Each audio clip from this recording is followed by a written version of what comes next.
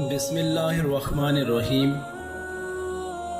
تمام دیکھنے اور سننے والوں کو میری طرف سے السلام علیکم۔ تمام دوستوں سے گزارش ہے کہ ایک دفعہ درود شریف پڑھیں، کیونکہ ایک دفعہ درود شریف پڑھنے سے 10 نیکیوں میں اضافہ ہوتا ہے اور 10 گناہ کم ہوتے ہیں۔ ایک روز صبح کے وقت سلطان محمود نے اراکین سلطنت کی عقل و فہم کا امتحان کرنے کے لیے خزانہ شاہی سے ایک موتی نکالا اور سب سے پہلے وزیر کے ہاتھ میں دے کر اس سے دریافت کیا کہ یہ موتی کتنے دام میں فروخت ہوگا۔ وزیر نے عرض کیا کہ حضور یہ موتی تو بہت ہی بیش قیمت ہے، سونے سے لدے ہوئے 200 گدھوں سے بھی زیادہ اس کی قیمت ہے۔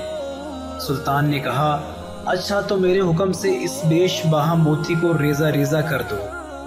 وزیر نے عرض کیا کہ حضور اس موتی کو ضائع نہ کر پاؤں گا، میں آپ کے خزانے اور دولت کا خیر خواہ ہوں اور اس سیرے کو توڑنا بدخوئی ہوگی۔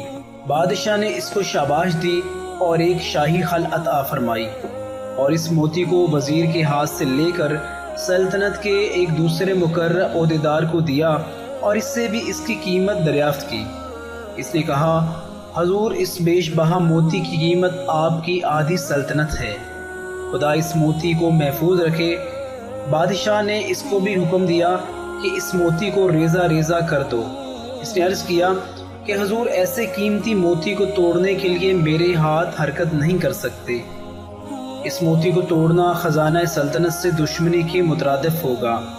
سلطان محمود نے اس کو بھی شاہی خل عطا فرمائی اور دیر تک اس کی تعریف کرتا رہا۔ غرض بادشاہ نے 65 اراکین سلطنت کو باری باری طلب کر کے یہی معاملہ فرمایا اور ہر ایک نے وزیر کی تقلید کی اور شاہی خلعت حاصل کرنے کے ساتھ ساتھ سلطان سے تعریفی کلمات بھی حاصل کیے۔ بادشاہ جب سب کا امتحان کر چکا اور انعامات دے چکا تو آخر میں ایاز کو طلب کیا اور موتی کو اس کے ہاتھ پر رکھ کر کہا اے ایاز، ہر ایک نے اس موتی کو دیکھا، تو بھی اس کی شعاعیں اور چمک کو دیکھ لے اور غور کر کے بتا کہ اس کی قیمت کیا ہوگی۔ ایاز نے عرض کیا کہ حضور جس قدر قیمت اس موتی کی عرض کروں گا یہ موتی اس سے بھی کہیں زیادہ گرا اور قیمت بخش ہوگا۔ بادشاہ نے حکم دیا اچھا تو فوراً اس سیروں کو توڑ دے اور بالکل ریزہ ریزہ کر دے۔ ایاز سلطان کا مزاج شناس تھا اور سمجھ رہا تھا کہ بادشاہ اس وقت امتحان کر رہا ہے۔ سلطان کا حکم سنتے ہی اس نے گوہر بیش بہا کو چکنا چور کر دیا اور خلعت اور انعامات کی ذرا بھی طمع نہ کی۔ جیسے ہی ایاز نے وہ بیش بہا موتی توڑا، تمام اراکین سلطنت نے شور برپا کر دیا اور دیوان خاص میں ایک ہنگامہ سا مچ گیا۔ تمام وزرائے سلطنت نے کہا کہ واللہ یہ کیسا شخص ہے، یہ کیسا بڑا ناشکرا اور نمک حرام ہے جس نے اس پر نور محترم موتی کو توڑ دیا۔ ایاز نے کہا کہ اے محترم و بزرگوں، بادشاہ کے حکم کی قیمت زیادہ ہے یا اس موتی کی؟ اے لوگوں، تمہاری نظر موتی پر ہے، بادشاہ پر نہیں۔ میں تو اپنی نظر کو بادشاہ سے نہ ہٹاؤں گا اور موتی کی طرف رخ نہ کروں گا، کیونکہ بادشاہ سے نظر ہٹا کر موتی کی طرف متوجہ ہونا بادشاہ کی محبت و اطاعت میں شرک ہے۔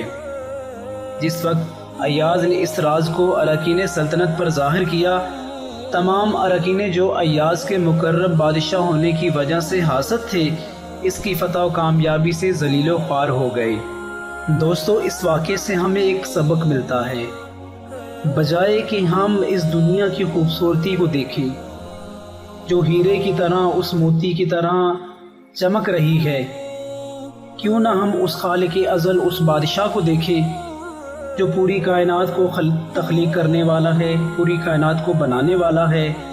اور کیا ہی اچھا ہو کہ ہم اس کے تمام احکامات کو ماننے کی کوشش کریں اور احکامات کو مانتے ہوئے ان پر عمل بھی کرنے کی کوشش کریں، کیونکہ اگر تم دنیا اور آخرت میں ترقی اور خوشحالی چاہتے ہو تو خدا کا ذکر کرو اور محمد والے محمد پر درود بھیجو۔